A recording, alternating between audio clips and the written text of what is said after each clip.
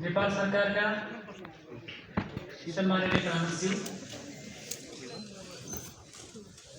हाम्रो party Nepal communist पार्टीका आदरणीय हाम्रो महासचिव, नेपाल सरकारका माननीय उप प्रधानमन्त्रीज्यू,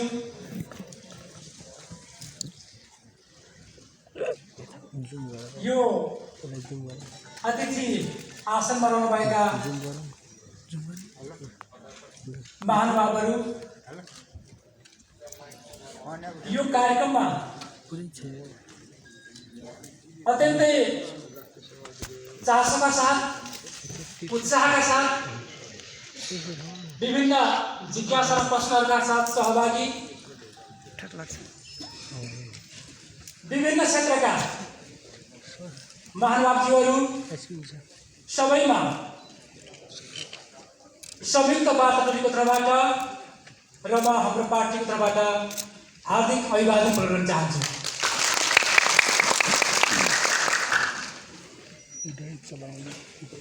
इतिहासको रचना गर्ने क्रममा केही त्यस्ता निश्चित संयोगहरू र आकस्मिकताहरूले स्थान लिने गर्दछन्। हामीलाई थाहा छ ती आकस्मिकताहरू र ती संयोगहरू आकाशबाट बर्सिँदैनन् र ती धरतीबाट च्याउ उम्रे जसै फुर्लुकै उम्रिँदैनन्। त्यसमा मानिसहरूको क्रियाशील भूमिका रहने गर्दछ।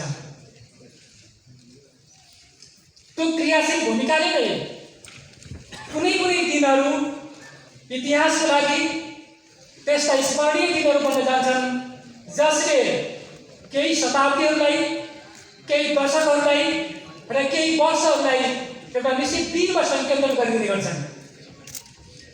हामीलाई विश्वास छ आज जुन एउटा समारोहमा हामी सहभागी भएका छौँ, यो दिनले नेपालको इतिहासमा एउटा योगदान अवश्य पनि गर्नेछ। यो योगदान विगत इतिहासको समीक्षा सहितको, यो विगत हाम्रा राजनीतिक आन्दोलनको समीक्षा सहितको र नेपाली जनताले, नेपालको स्वाभिमानी माटोले जुन प्रकारको अपेक्षा गरिराखेको छ, यो अपेक्षालाई सम्बोधन गर्ने गरी नेपालको अग्रगमन सहितको शान्ति र स्थिरताको सम्बोधन गर्ने गरी जुन प्रयास नेपाल सरकार र हाम्रो पार्टीको तर्फबाट भइराखेको छ, यो ऐतिहासिक कार्यक्रममा हामी सहभागी भएका छौँ र यसमा आदरणीय व्यक्तित्वहरू यहाँ सहभागी हुनुहुन्छ दुवै पक्षको तर्फबाट। त्यसैले मैले धेरै विषयवस्तु यहाँ राखिकन यो ऐतिहासिक दिनको साक्षीको रूपमा सहभागी तपाईँ सम्पूर्ण महानुभावहरूमा र विशिष्ट महानुभावहरूको सबैमा संयुक्त वार्ता टोलीको तर्फबाट हार्दिक स्वागत प्रकट गर्दै म बिदा हुन्छु। धन्यवाद।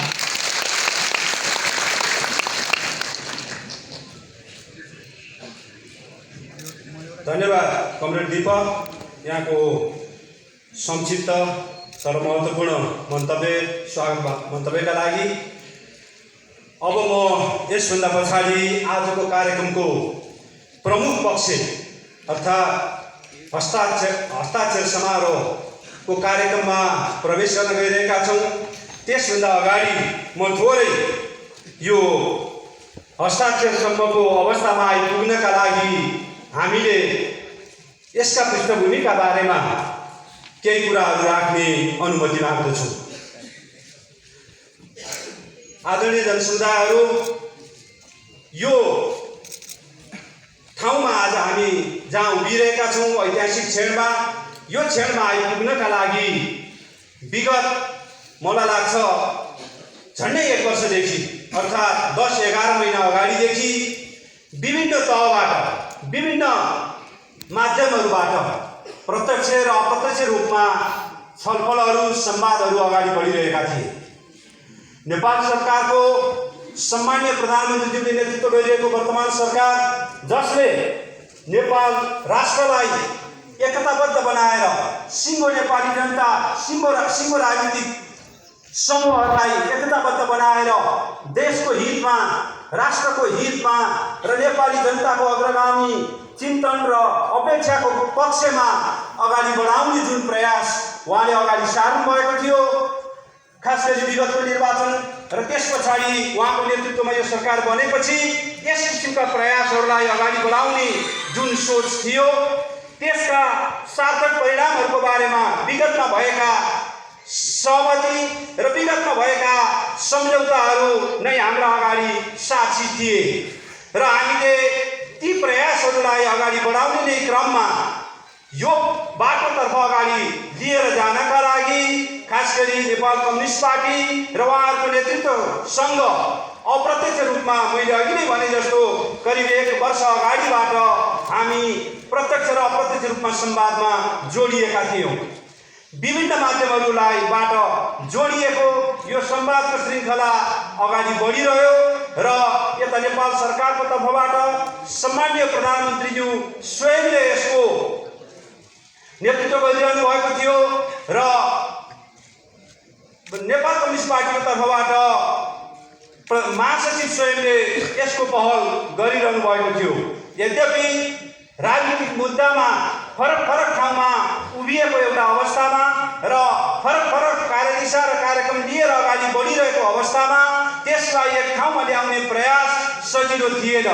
त्यो अप्ठ्यारो प्रयासलाई विभिन्न माध्यमहरूबाट हामीले अगाडि बढाउँदै लिएर गयौँ र विशेष गरी गत साउन भदौमा अलि बढी सघन हाम्रा बीचमा कुराकानीहरू भए, विचारहरूको आदान प्रदान गर्ने कामहरू भए र त्यो त्यस बेला अगाडि बढिरहेको त्यो प्रयास निरन्तरता त्यसले पाउन सकेन।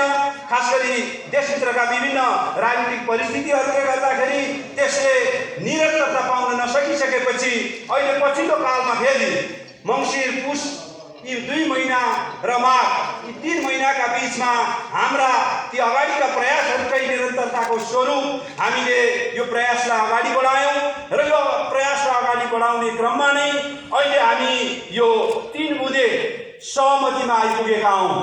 राजनीतिक विषयहरूमाथि, हाम्रा दृष्टिकोणहरूमाथि र सिङ्गो मुलुकलाई खास गरी नेपालको राष्ट्रिय राजनीति, नेपालको राष्ट्रियता, नेपालको स्वाभिमान र यसलाई अगाडि बढाएर लिएर जाने मामलामा वर्तमान सरकारले लिइरहेका नीतिहरूका बारेमा उहाँहरूले नजिकबाट सरकारका काम क्रियाकलापहरू र विशेष गरी प्रधानमन्त्रीज्यूका कदमहरूलाई उहाँहरूले निहालिरहनु भएको थियो र हाम्रो तर्फबाट पनि हामीले यो एउटा राष्ट्र बनाउने महान अभियानमा, मुलुक बनाउने एउटा महान अभियानमा तपाईहरू छुट्नु हुँदैन। तपाईहरूले यसमा आफूलाई समाहित गराएर मुलुक र राष्ट्रको रूपान्तरणको बाटो जुन हामीले खोजेका छौँ, अर्थात् हाम्रो राष्ट्रिय स्वाधीनता, सार्वभौमिकता, राष्ट्रिय अखण्डता र सँगसँगै लोकतान्त्रिक साँच्चै ट्रु सेन्सको लोकतान्त्रिक प्रणाली र त्यो प्रणाली अझ उन्नत स्तरको समाजवादी व्यवस्था र त्यो व्यवस्थालाई प्राप्त गर्नका लागि हामीसित अहिले प्राप्त भइरहेका उपलब्धिहरू, यी उपलब्धिहरूको रक्षा गर्दै थप उपलब्धिको बाटोमा जाने हाम्रो सत प्रयास हामीले अगाडि बढायौँ। छलफल हामीले निरन्तर चलाइरह्यौँ। हाम्रा बिचका असहमतिहरूका बारेमा पनि हामीले खुलस्त कुराकानीहरू अगाडि बढायौँ। त्यही क्रममा नै हामी एउटा निचोडमा अहिले आइपुगेर आजको यो 3 बुँदे अर्थात् हिजो हामीले यो 3 बुँदे सहमतिमा पुग्ने टुङ्गोमा पुगेका हौँ र यो 3 बुँदाको हामीले हिजो निष्कर्ष निकालिरहँदा हामीले प्राप्त गरेको यो उपलब्धिलाई स्वाभाविक रूपमा आम जनसमुदायका बीचमा एउटा समारोह आयोजना गरेर गर्ने भन्ने कुरालाई ध्यानमा राखेर हिजो सहमति हामीले पुगेपछि आज ठिक 24 घण्टा अलि बढी 28 घण्टा पछाडि हामी यो समारोह गर्न गइरहेका छौँ र यो समारोहमा यहाँ उपस्थित हुनुभएका तपाईँ सबै साथीहरूको यो के छ त त्यो बुदाहरूमा भन्ने विषयमा म अब यहाँका अगाडि यो पढेर सुनाउन गइरहेको छु। सहमति पत्र। नेपाल सरकार तथा नेपाल कम्युनिस्ट पार्टी बीच निम्नलिखित सहमति भएको छ। 1.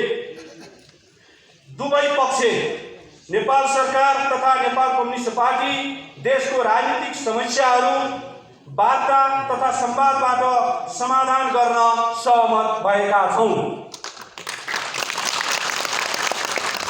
2. नेपाल कम्युनिस्ट पार्टी आफ्ना सबै राजनीतिक क्रियाकलापहरू शान्तिपूर्ण रूपमा सञ्चालन गर्न सहमत भएको छ। 3. नेपाल सरकार नेपाल कम्युनिस्ट पार्टीमाथि लगाइएको प्रतिबन्ध हटाउन, कारागारमा रहेका पार्टीका नेता तथा कार्यकर्ताको रिहाई र सम्पूर्ण मुद्दाहरू खारेज गर्न सहमत भएको छ। हस्ताक्षर। माननीय रामबहादुर थापा वार्ता टोली प्रमुख तथा गृहमन्त्री, कमरेड प्रकाण्ड प्रवक्ता तथा वार्ता टोली प्रमुख, राजन भट्टराई वार्ता टोली सदस्य तथा प्रधानमन्त्रीका विदेश मामिला सल्लाहकार, कमरेड दीपक वार्ता टोली सदस्य तथा केन्द्रीय समिति सदस्य। यसरी यो 3 बुँदे सहमति नेपाल सरकार र नेपाल कम्युनिस्ट पार्टीका बीचमा सम्पन्न भएको छ। यसलाई तालीको गडगडा बीच अनुमोदन गरिदिनु हुनका लागि म हार्दिक अनुरोध गर्न चाहन्छु। र अब यसलाई औपचारिक रूपमा हस्ताक्षरका लागि म सबैभन्दा पहिला वार्ता टोलीका प्रमुखहरू 2 माननीय गृहमन्त्री तथा नेपाल सरकारको तर्फबाट वार्ता टोली प्रमुख माननीय रामबहादुर थापा ज्यूलाई र त्यसै गरी नेपाल कम्युनिस्ट पार्टीका प्रवक्ता तथा वार्ता टोली प्रमुख प्रवक्ता कमरेड प्रकाण्डलाई यसमा हस्ताक्षर गरिदिनु हुनका लागि अनुरोध गर्दछु।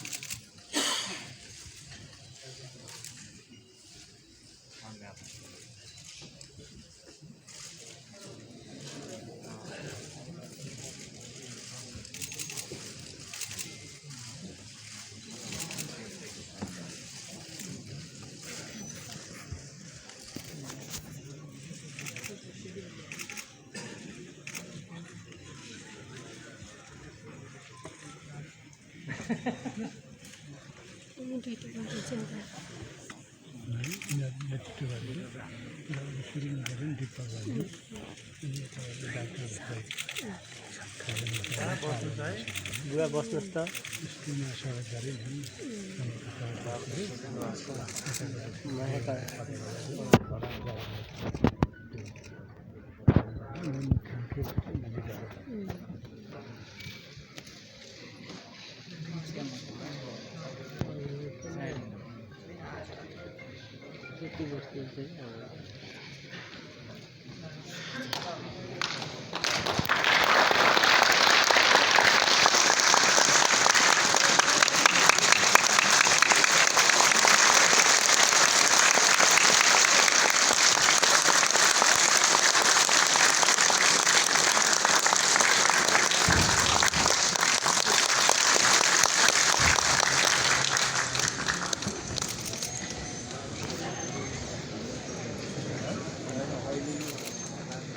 धन्यवाद वार्ता टोलीका संयोजकज्यू र सदस्यज्यू।